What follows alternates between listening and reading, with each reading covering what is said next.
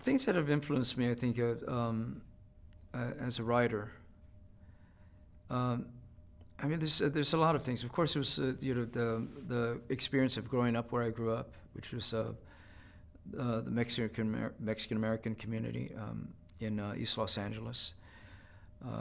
Very vibrant and colorful, and just a great life. I think great childhood that I had, even though a lot of people kind of thought of it being kind of a rough and tumble sort of neighborhoods.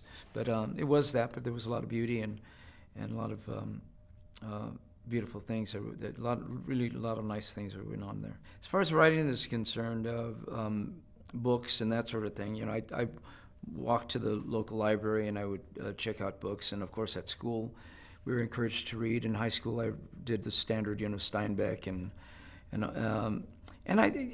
but I found a lot in what I found at home. My mother loved Mexican music, so that was an influence.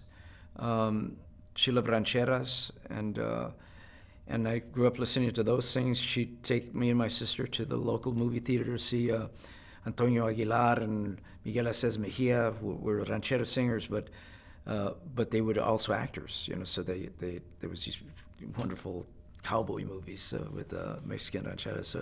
So all of that was going on, and then of course, by the time I got tall enough to change the knob on the radio that was always almost permanently tuned into a Mexican radio station, I discovered rock and roll.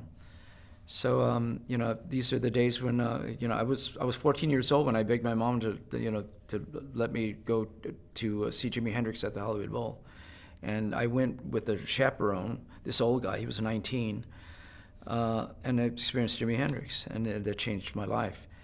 But I always was connected to the lyrical part of it. When I first heard the Byrds doing their interpretation of Bob Dylan songs, that's when something really clicked in my head, and I really was paying attention. Prior to that, I was listening to Smokey Robinson, all those great lyrics that he wrote.